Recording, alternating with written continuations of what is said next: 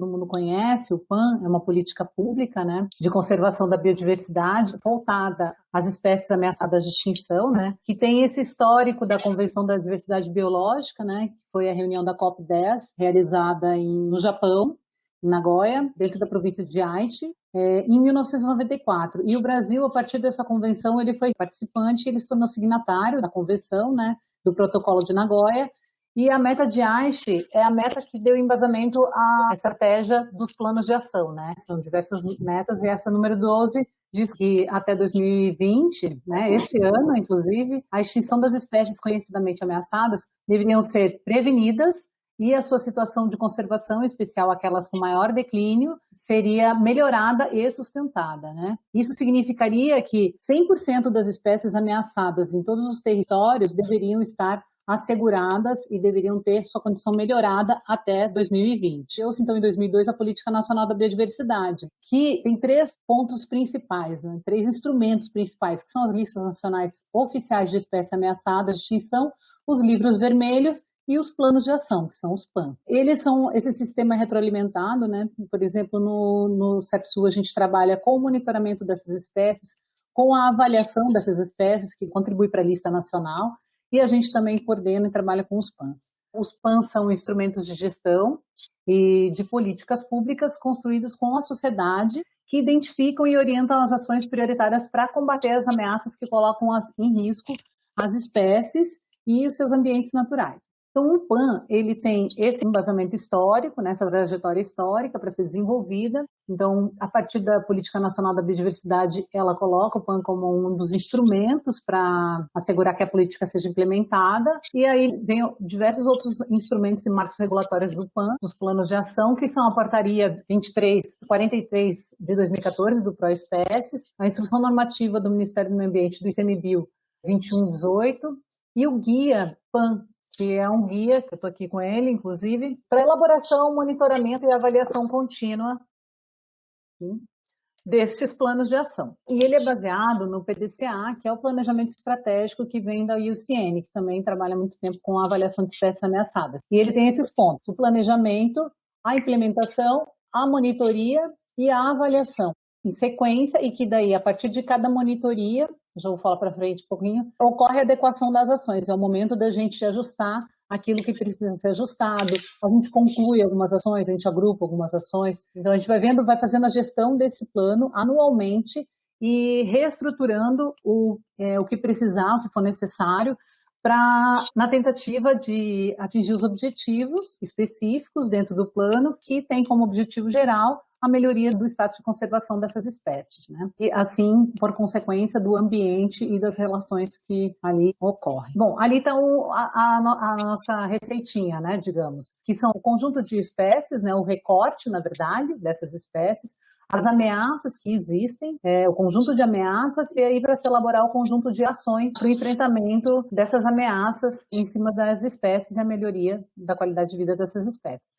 Então, em geral, os planos são construídos baseados nas espécies, ou voltados especificamente para as espécies, para um grupo taxonômico ou para um grupo de espécies. Ele também pode ser olhado a partir do bioma e dos ecossistemas. Nós coordenamos 3 planos de ação, né? O PAN Lagoas do Sul é um PAN territorial, de abrangência territorial. Temos também o PAN Corais, que é de abrangência ecossistêmica, e o PAN Tubarões, né, que é o PAN Tubarões e Raias, de Elasmobranchius, que tem uma abordagem, uma abrangência mais taxonômica. Então, o olhar do PAN Lagoas do Sul, ele acolhe essas espécies que estão ameaçadas, mas a partir de um olhar territorial, do território em questão, quais são as espécies desse território, quais são as territorialidades que existem nesse território e quais são os espaços coletivos de governança dos fóruns, porque a gente parte do princípio que essas espécies, elas estão ali sendo impactadas pela sociedade industrial capitalista ou por sociedades tradicionais, compactadas não, mas digo, sendo utilizadas, né? São recursos naturais que estão ali no território e que têm relação intrínseca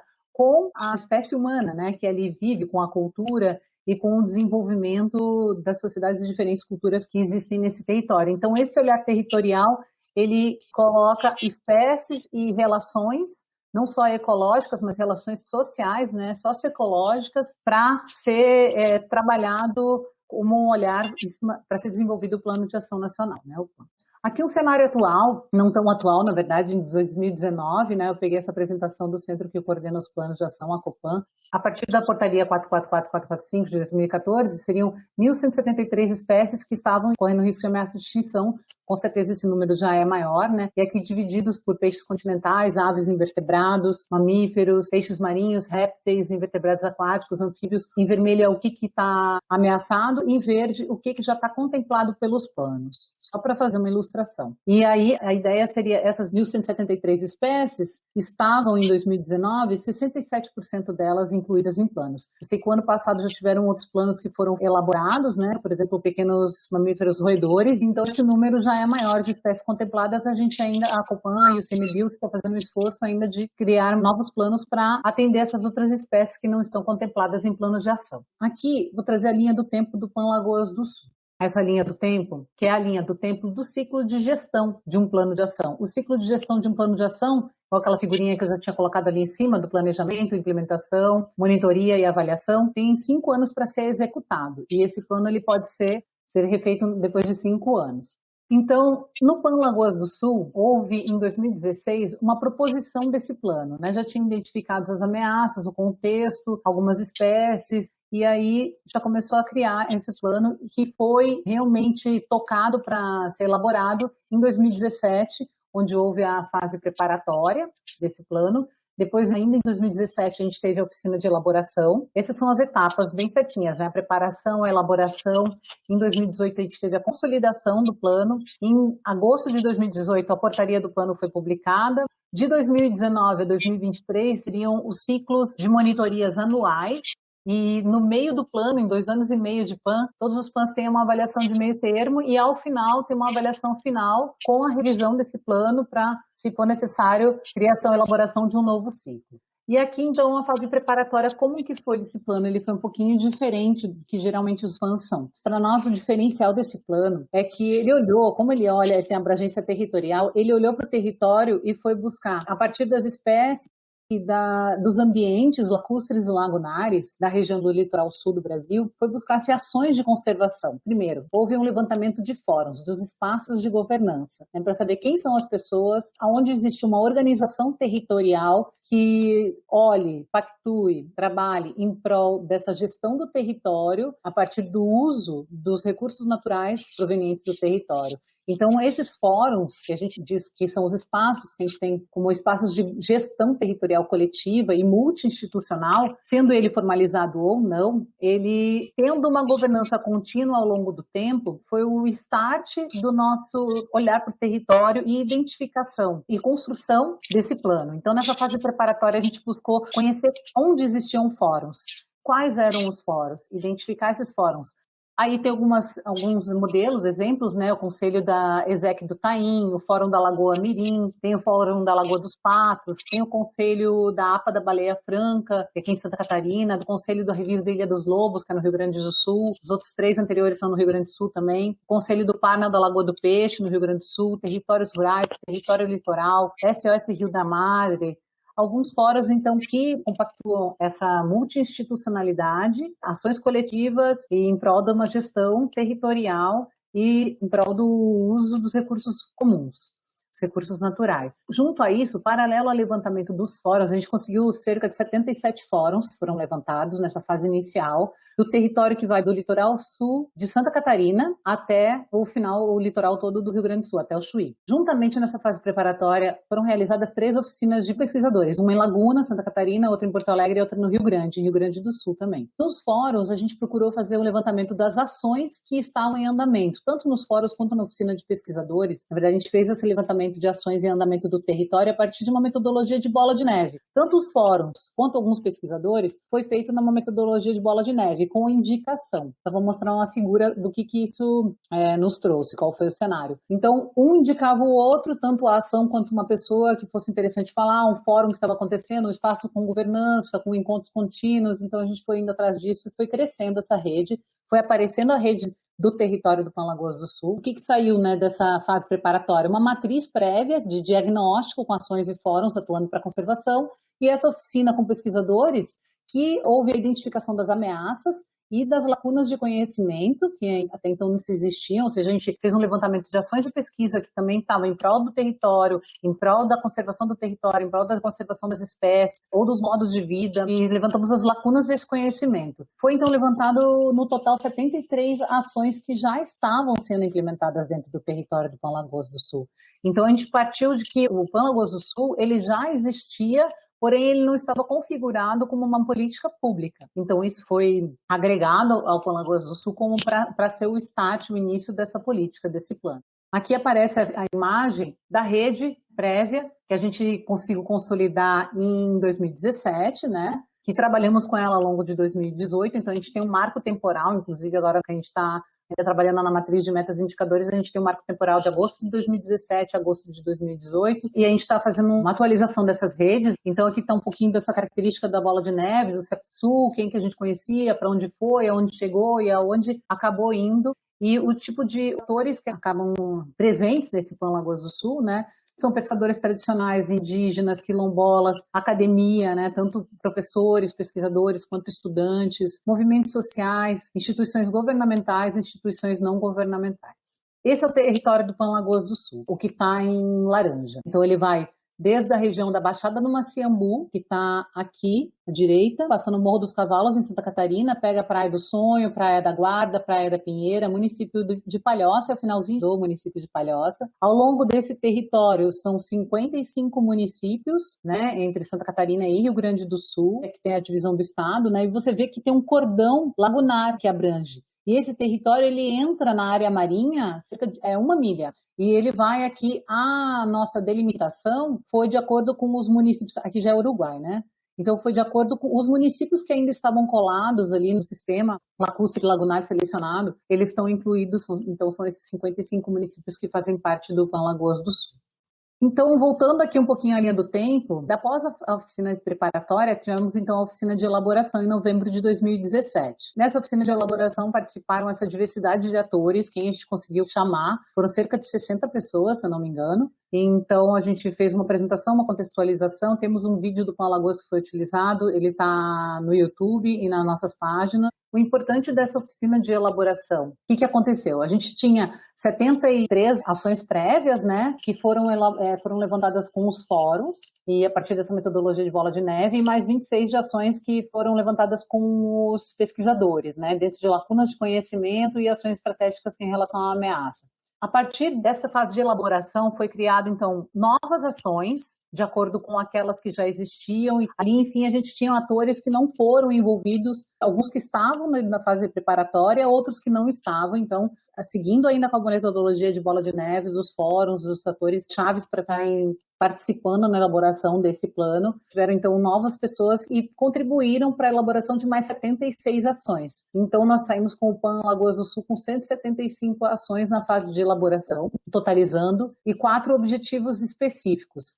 Os 4 objetivos específicos estão aqui. O primeiro deles, promover e fortalecer ações articuladas e ações intersetoriais de uso e gestão do território, com foco ecossistêmico na conservação e na sustentabilidade, incentivando o empoderamento equitativo da sociedade, com 62 ações. O segundo, promover a educação socioambiental, a troca de saberes e a produção de difusão do conhecimento para a cultura da sustentabilidade, buscando o reconhecimento da importância dos bens e serviços ecossistêmicos e da sociobiodiversidade e dos territórios dos povos tradicionais, com 32 ações. Terceiro objetivo, incentivar atividades que promovam o bem viver e a manutenção e a melhoria dos processos ecossistêmicos com a adoção de práticas sustentáveis, 33 ações. Quarto objetivo, fomentar ações que subsidiem o aprimoramento dos instrumentos legais de normatizações de licenciamento para a gestão integrada e participativa, considerando a análise sinérgica e cumulativa dos impactos gerados pelos empreendimentos sobre os ecossistemas do território. 43 ações. Então, aqui dentro dos objetivos específicos, a gente consegue visualizar que esse PAN, ele se preocupou tanto com essa questão do conhecimento científico, né, da pesquisa e das ações executadas que podem promover ameaças às espécies que estão dentro do território, sejam elas de origem de sociedades capitalistas, industriais, ou sejam elas também considerando as outras sociedades, como povos e comunidades tradicionais, né? Porque todos nós estamos reunidos e consumindo, reutilizando, necessitando, né, dependendo dos recursos naturais. Então, unindo o conhecimento científico, o conhecimento do território, o saber tradicional, e as ações que ambos compactuam, tentam colocar na prática, né? A partir disso que o Plan Lagoas do Sul se construiu, pensando nessa dialógica entre o conhecimento técnico e o conhecimento tradicional. Aqui tem uma outra imagem que traz de uma outra forma os objetivos, que aborda justamente o que eu estava explicando, que é a qualificação técnica, a pesquisa, o monitoramento e as trocas de experiências e saberes com esses povos e comunidades que estão dentro dos territórios, né? Se beneficiando e dependendo também desses recursos naturais, algumas das espécies que ali se constituem nos ambientes que estão dentro do território. É importante ressaltar que essa política pública participativa, ela é criada com um grupo maior de pessoas, né? E depois quem ajuda a gerir essa política, o PAN, juntamente com a coordenação, é um grupo de assessoramento técnico, que também é um grupo voluntariado, que se voluntariou durante a oficina de elaboração. Esse grupo está aí composto por 14 pessoas, né? Temos aqui, então, é multi-institucional, né? Inclusive tem representações de comunidades também quilombolas, tem representação de comunidades indígenas, temos a Embrapa, temos as universidades, né, a academia, temos setores governamentais estaduais. Esse é o GRAT, o grupo que se voluntariou na oficina de elaboração para fazer a gestão do plano, para seguir no monitoramento, na reestruturação do que fosse necessário, para articular com os atores que estão dentro do plano as ações e também divulgar esse plano. Essa aqui é uma lista, é a lista de espécies ameaçadas, tá? Ela tá, vou só rapidamente então falar que ela está dividida em aves e invertebrados aquáticos. São das 157 ações, né, que a gente tem ali, são contemplados 29 espécies de animais dentro desse PAN e 133 espécies de plantas, que é uma coisa mais difícil, assim, geralmente os planos coordenados pelo ICMBio, eles não contemplam plantas. E aqui então tem aves e vertebrados aquáticos, mamíferos, peixes continentais, peixes marinhos, répteis e espécies da flora. Essa lista vocês encontram dentro da página do PAN, tá? No site do ICMBio. Voltando então para a linha do tempo, ali tem uma foto da oficina de elaboração, né, do público que participou. Em março de 2018 ocorreu então a oficina de consolidação de todas aquelas ações e objetivos, ameaças, tudo que foi traçado, que foi colocado dentro da oficina de elaboração, foi consolidado nessa oficina em março de 2018, que ocorreu em Sul, aqui em Itajaí, e juntamente com o GAT. Aí nesse momento só participa o GAT, então o GAT também foi um processo para o GAT, para ele compreender o que esse grupo teria que fazer, né? Quais eram as ações que demandariam desse grupo responsável por monitorar e eles são os representantes dessa participação coletiva desses agentes que fazem parte do PAN. Em 2018, agosto de 2018, o PAN foi publicado, então saiu no Diário Oficial da União, né? A portaria 751, 27 de agosto de 2018. E aí a gente teve já a primeira monitoria anual, que foi realizada de 29 de outubro a 1º de novembro. E nessa monitoria, algumas ações foram agrupadas, algumas ações já haviam sido concluídas nesse primeiro ano do PAN. Claro que leva-se em consideração que ações já estavam acontecendo no território, então algumas ações entraram no plano e elas já também tiveram sucesso e foram concluídas ao longo desse primeiro ano. E algumas ações foram excluídas. A maioria foi agrupada, porque a gente viu que ainda cabiam eram as ações guarda-chuvas entre uma e outra. E aí, no total, atualmente, a gente tem 141 ações no PAN Lagoas do Sul. Então, a gente está no momento atual indo para a segunda monitoria do plano. A gente vai realizar virtualmente, a gente já está definido, na verdade, e provavelmente em novembro ela será realizada de forma virtual. A gente já faz algumas monitorias virtuais. Geralmente a gente faz um ano sim, um ano não presencial, né? E aqui algumas ações em andamento, que ontem na nossa conversa pediram para talvez trazer um pouquinho. A gente tem um boletim informativo do PAN, ele sai a cada 3 meses, geralmente. Essa aqui é uma notícia desse último boletim, ele saiu segunda-feira, é a 6ª edição. Então, o boletim também é uma forma é uma ação até dentro do PAN Lagoas do Sul, é uma ação de comunicação, né, da importância que tem comunicar esse plano e as ações que estão ocorrendo em prol da conservação das espécies, do território e dos modos de vida desse território. Então, aqui é uma ação chamada 3.26, ela é de fomentar ações de reposição florestal e agroflorestal em áreas indígenas que necessitem de restauração ambiental. Essa é uma ação da Márcia Londeira, ela é do Conselho Estadual de Povos Indígenas e ela também articulou essa ação juntamente com outro fórum que também faz parte do PAN Lagoas do Sul, que é a Rota dos Butiazais. Então, eles organizaram um plantio dentro da aldeia Mibiá Guarani Guadjaivi e plantaram 400 mudas de butiá. Teve participação da SEMA, da Emater, da Embrapa, da empresa de celulose. Então, é uma ação que trouxe multissetorial também, né? e está ocorrendo. Foi uma ação, essa foi realizada no final do ano passado.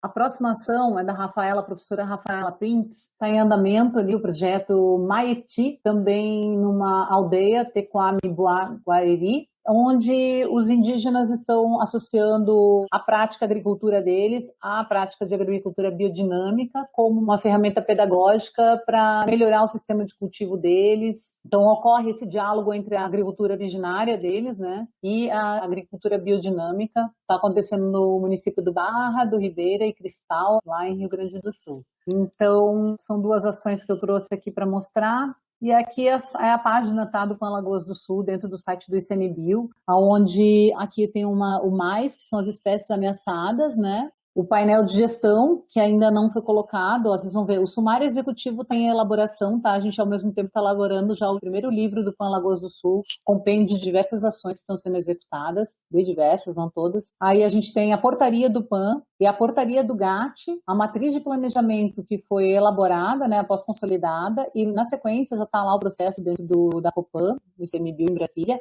vai ser apresentada a matriz de monitoria e a matriz de avaliação. Então, ele vai ser atualizada a matriz de planejamento com essas 141 ações. Acho que ainda tem o mapa aqui já, e em breve vão ter os produtos. Se vocês quiserem ter alguma informação a mais. Gente, desculpa se eu me estendi, com certeza, do prazo, e é isso. Obrigada. Esse PAN, ele acabou focando muito nos fóruns de governança, né? Então, as ações que estavam acontecendo nos territórios. E talvez ainda ele tenha uma carência, talvez não, com certeza, ele tem uma carência de ações específicas para as espécies, né? Porque o nosso objetivo é melhorar o status de conservação das espécies ameaçadas que são contempladas nesse território. Então, acho que é muito importante essa participação aí dos 3 pesquisadores, né, professores, para apresentar os seus trabalhos. Então é isso que a gente tem, esse diálogo, como que estão essas espécies, importantes temas, de repente a gente vê alguns encaminhamentos também, como vocês podem agregar, né, vir a somar aí no plano, fica o convite já desde já, para vocês participarem das ações, né, e compactuarem, a gente fortalecer estratégias de ação em prol da conservação dessas espécies que vocês vão estar trazendo. Então acho que o Gleison vai falar primeiro.